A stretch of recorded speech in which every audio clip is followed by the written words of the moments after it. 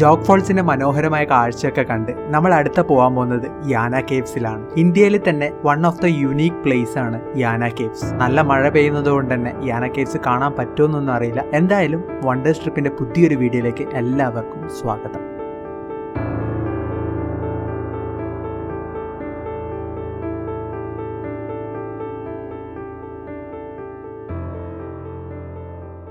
Karnataka monsoon adventure സീരീസിന്റെ 5ാമത്തെ എപ്പിസോഡിൽ Jog false നിന്ന് യാന കേവ്സിലേക്കുള്ള ഒരു യാത്രയാണ് കാണാൻ പോകുന്നത്. 12 മണിയോടെയാണ് നമ്മളെ യാത്ര സ്റ്റാർട്ട് ചെയ്യുന്നത്. ജോഗ് ഫോൾസ് നിന്ന് യാന കേവ്സ് വരെ 90 കിലോമീറ്റർ ആണ് ഡിസ്റ്റൻസ് വരുന്നത്. നല്ല മഴയായതുകൊണ്ട് തന്നെ മഴയൊക്കെ ആസ്വദിച്ചുകൊണ്ടുള്ള ഒരു യാത്രയാണിത്.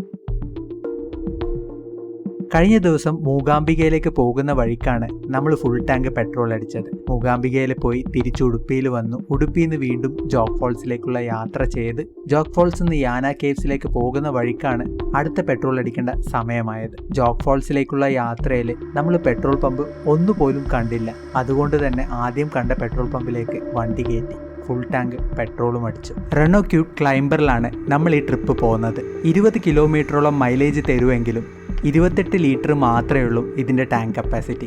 അതുകൊണ്ട് തന്നെ 100-120 ഒക്കെ റേഞ്ച് കാണിക്കുമ്പോൾ തന്നെ ഫുൾ ടാങ്ക് പെട്രോൾ അടിക്കുന്നതായിരിക്കും ഏറ്റവും നല്ലത്. നമ്മളെ യാത്ര മുന്നോട്ട് പോകുമ്പോഴാണ് ഈ ഒരു സ്ഥലത്തെത്തിയത്. 2 വശത്തും വലിയ വലിയ മരങ്ങളാണ് നമുക്ക് കാണാൻ പറ്റുന്നത്. ചുറ്റിലും നല്ല രീതിയിൽ മഴ പെയ്യുന്നുണ്ടെങ്കിൽ തന്നെ ഇതിൻ്റെ താഴെ നിൽക്കുമ്പോൾ നമുക്ക് ആ ഒരു മഴ ഒട്ടും തന്നെ എഫക്റ്റ് ചെയ്യുന്നില്ല. ഓടി വരുന്ന കണ്ടപ്പം ഒന്ന് പേടിച്ചു പോയി. പക്ഷെ നമ്മളെ വണ്ടി കണ്ട് അതും ഒന്ന് പേടിച്ച് അതിൻ്റെ ഓട്ടം നിർത്തി. ധാരാളം കന്നുകാലികളെ നമുക്ക് ഈ വഴി പോകുമ്പോൾ കാണാൻ കഴിയും.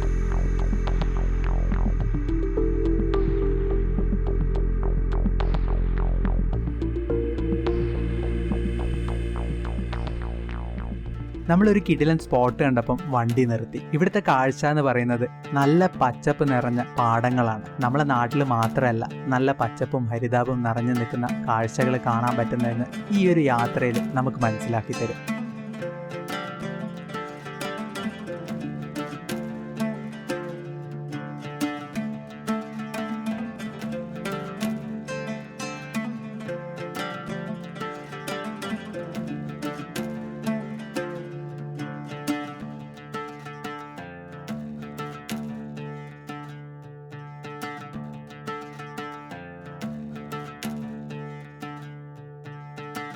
ഏകദേശം 1.5 മണിക്കൂറോളം യാത്ര ചെയ്ത് കഴിഞ്ഞപ്പോൾ ഒരു ചെക്ക് പോസ്റ്റ് എത്തി. അത് ഫോറസ്റ്റിൻ്റെ ചെക്ക് പോസ്റ്റ് ആണോ അഥവാ വേറെ വല്ല ചെക്ക് പോസ്റ്റ് ആണോ എന്ന് ഒരു ഐഡിയയും ഇല്ല. കർണാടകയിലൂടെ യാത്ര ചെയ്യുമ്പോൾ ഏറ്റവും ബുദ്ധിമുട്ട് അനുഭവിക്കുന്നത് സൈൻ ബോർഡുകളാണ്. ഇവിടുത്തെ ഒട്ടുമിക്ക സൈൻ ബോർഡുകളും കന്നഡത്തിലാണ് എഴുതിയത്. അതുകൊണ്ട് തന്നെ ഇതിലൂടെ യാത്ര ചെയ്യുമ്പോൾ നമുക്ക് നെറ്റോ ഇൻ്റർനെറ്റിൻ്റെ എന്തെങ്കിലും ഇഷ്യൂ കൊണ്ട് മാപ്പ് വർക്ക് ചെയ്യുന്നില്ലെങ്കിൽ ഭയങ്കര ബുദ്ധിമുട്ടാവും. അതുകൊണ്ട് തന്നെ ഈ ഒരു ലൊക്കേഷൻ്റെ ഓഫ്ലൈൻ മാപ്പ് ഡൗൺലോഡ് ചെയ്ത് വെക്കുന്നത് ഏറ്റവും നല്ലൊരു കാര്യമാണ്.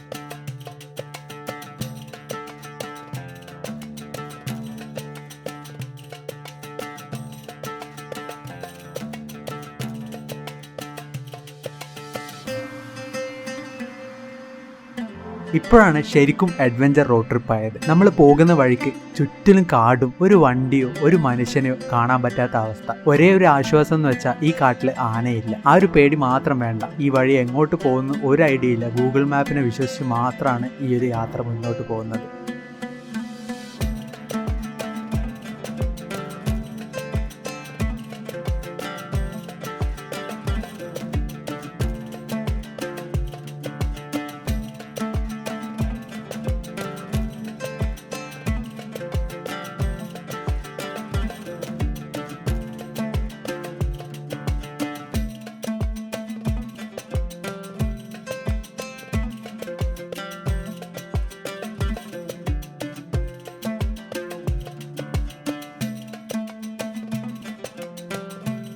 ഏകദേശം 2.5 മണിക്കൂറോളം യാത്ര ചെയ്തിട്ടാണ് നമ്മൾ യാന കേവ്സിൽ എത്തുന്നത്. വരുന്ന വഴിക്ക് ഒരു വാട്ടർ ക്രോസിംഗ് ഒക്കെ ഉണ്ടായിരുന്നു. നല്ല ശക്തിയായിട്ട് വെള്ളം ഒലിച്ച് വരുന്നത് കൊണ്ട് തന്നെ അവിടെ നിർത്തി വീഡിയോ എടുക്കാനോ ഒന്നും നിന്നില്ല. വേഗം തന്നെ അത് ക്രോസ് ചെയ്തു മുന്നോട്ട് വന്നു. മുന്നോട്ട് വരും തോറും നമുക്ക് 2 വശത്തും ധാരാളം വലിയ വലിയ മരങ്ങള് പൊട്ടി വീണത് കാണാൻ പറ്റി. യാന കേവ്സിന്റെ ഗേറ്റ് ഒക്കെ കടന്ന് ഉള്ളിലേക്ക് കയറുമ്പോഴും ആ ഒരു കാഴ്ച കുറച്ചൊന്ന് പേടിപ്പെടുത്തി. യാന കേവ്സിൽ വണ്ടി പാർക്ക് ചെയ്യേണ്ട സ്ഥലത്തൊക്കെ ധാരാളം മരങ്ങൾ പൊട്ടി വീണ കാഴ്ചയാണ് നമ്മൾ അവിടെ എത്തിയപ്പം കാണാൻ പറ്റിയത്. വണ്ടി നിർത്തി പുറത്തിറങ്ങി ഒന്ന് ചുറ്റും നോക്കിയപ്പം അവിടെ ആരുമില്ല.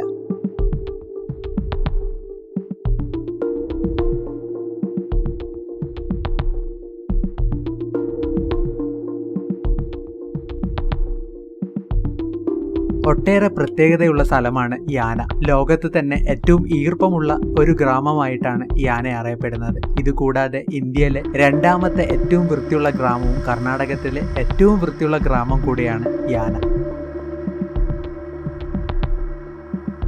ഈ ഒരു യാന കേവ്സിന്റെ ചരിത്രം പറയുകയാണെങ്കിൽ ഭസ്മാസുരൻ തപസ്സിരുന്ന് ശിവന്റെ കയ്യിൽ നിന്ന് ഒരു വരം വാങ്ങിച്ചു. തന്റെ കൈ കൊണ്ട് ആരെ തലയിൽ തൊട്ടാലും അവര് ഭസ്മമായി തീരും. വരം കിട്ടിയതിന് ശേഷം ആ ഒരു വരം ശിവന്റെ തലയിൽ തന്നെ പ്രയോഗിക്കാൻ ഭസ്മാസുരൻ ഒരുങ്ങുകയാണ്. അങ്ങനെ ശിവൻ രക്ഷപ്പെട്ടു വന്നത് വിഷ്ണുവിന്റെ അടുത്താണ്. വിഷ്ണു മോഹിനി രൂപത്തിൽ ഭസ്മാസുരന്റെ അടുത്ത് പോകുകയും നൃത്തം ചെയ്ത് മയക്കി നൃത്തത്തിലെ ഒരു സ്റ്റെപ്പിൽ തലയിൽ കൈവെക്കുന്നത് പോലെ കാണിച്ച് അതേപോലെ തന്നെ ഭസ്മാസുരനും കാണിച്ചു. അങ്ങനെ ആ ഒരു കൈ കൊണ്ട് തന്റെ അവസാനവും അവിടെ തീർന്നു. ഈ ഒരു കഥയെ ചുറ്റിപ്പറ്റിയാണ് യാന കേവ്സിലെ ചരിത്രവും പറയാനുള്ളത്. ഇതുകൊണ്ട് തന്നെ യാനയിലെ പല സ്ഥലങ്ങളിലും മണ്ണിനൊക്കെ പ്രത്യേകതരം കറുപ്പ് കളർ കാണാൻ കഴിയും. തിരിച്ചു വരുന്ന വഴിക്കാണ് വിഭൂതി വാട്ടർഫോൾസ് എന്ന് പറയുന്ന ഈ ഒരു വെള്ളച്ചാട്ടം സ്ഥിതി ചെയ്യുന്നത്. ഇതിന്റെ അകത്തോട്ട് കയറി പോകാൻ പറ്റുമോ അല്ലെങ്കിൽ ഇതും ക്ലോസ്ഡ് ആണോ എന്ന് ഒരു ഐഡിയയും ഇല്ല. ഇവിടെ ഒരു ഫോറസ്റ്റ് ഗാർഡ് പോയിട്ട് ഒരു മനുഷ്യനെയും കാണാനും കഴിയുന്നില്ല. അതുകൊണ്ട് തന്നെ റിസ്ക് എടുക്കാൻ നിന്നില്ല. കാരണം ഇവിടെ തന്നെ ഇത്രയും വെള്ളം ഒലിച്ചു വരുന്നുണ്ട്. അങ്ങോട്ട് എന്താ അവസ്ഥ എന്ന് ഒരു ഐഡിയയും ഇല്ല.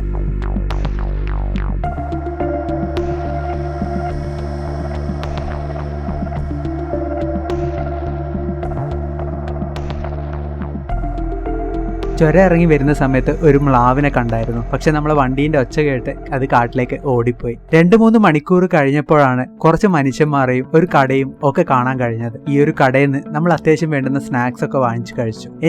ഇനി എങ്ങോട്ട് എന്നുള്ള ചിന്തയിൽ നമുക്ക് മുന്നിൽ വന്നത് ഗോകർണയാണ്. യാന കേവ്സ് നിന്ന് 48 കിലോമീറ്റർ മാത്രമേ ഉള്ളൂ ഗോകർണയിലേക്കുള്ള ഡിസ്റ്റൻസ്. അതുകൊണ്ട് തന്നെ നമുക്ക് ഗോകർണയിൽ പോയി അവിടുത്തെ കാഴ്ചകളൊക്കെ കാണാമെന്ന് തീരുമാനിച്ച് വണ്ടി വിട്ടു. പോകുന്ന വഴിയൊക്കെ വളരെ മോശമായിരുന്നു. റോഡൊക്കെ ഫുള്ളും കുഴിയായതുകൊണ്ട് വളരെ പതുക്കെയായിരുന്നു നമ്മളെ യാത്ര.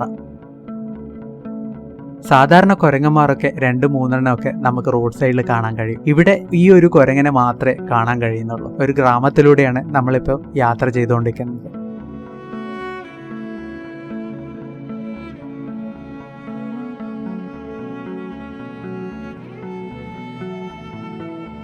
ഗംഗാവലി പുഴയുടെ തീരത്തൂടെയാണ് നമ്മൾ ഈ യാത്ര ചെയ്യുന്നത്. ഗംഗാവലി പുഴ എന്ന് പറഞ്ഞാൽ നിങ്ങൾക്ക് മനസ്സിലാവുമെന്ന് അറിയില്ല. നമ്മൾ ഈ യാത്ര ചെയ്യുന്നതിൻ്റെ 5-6 ദിവസം മുമ്പായിരുന്നു അർജുൻ്റെ ലോറിയും ആ ഒരു ലാൻഡ് സ്ലൈഡും അങ്ങനത്തെ കുറച്ച് ഇൻസിഡൻസ് നടന്നത്. ആ ഒരു പുഴയുടെ സൈഡിലൂടെയാണ് നമ്മൾ യാത്ര ചെയ്യുന്നത്. ഇതിൻ്റെ സൈഡിലൂടെ യാത്ര ചെയ്യുമ്പോൾ തന്നെ നമുക്ക് മനസ്സിലാവും ഇവിടെയൊക്കെ എത്രത്തോളം വെള്ളം കയറിയിട്ടുണ്ടെന്ന്, എത്രത്തോളം എഫക്റ്റ് ചെയ്തിട്ടുണ്ട് ഇതിൻ്റെ ചുറ്റുവട്ടത്തുള്ള വീടുകളിലെന്ന്. 13 കിലോമീറ്റർ യാത്ര ചെയ്യാൻ 1 മണിക്കൂറാണ് സമയം കാണിക്കുന്നത്. റോഡൊക്കെ വളരെ മോശമായതുകൊണ്ട് വളരെ പതുക്കെ മാത്രമേ നമുക്ക് മുന്നോട്ട് പോകാൻ പറ്റുള്ളൂ. മഴക്കാലത്ത് ഒട്ടും പോകാൻ പറ്റാത്ത ഒരു സ്ഥലമാണ് ബീച്ചുകൾ.